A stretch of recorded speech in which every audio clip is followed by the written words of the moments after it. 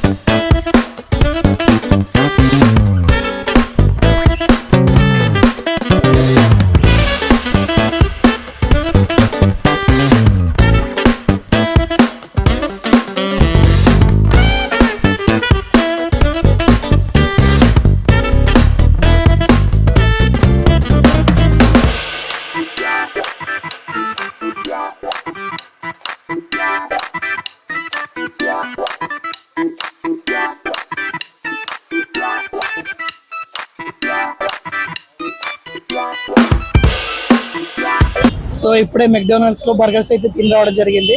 Burgers ఎలా ఉన్నాయో మనీష్ బుప్పి చెప్తారు. మనీష్ ఎలా ఉంది? చాలా బాగుంది. ఆ కాస్ట్ ఎంత పడ్డది బర్గర్ ఒకటి? మనకి ఈచ్ బర్గర్ 199.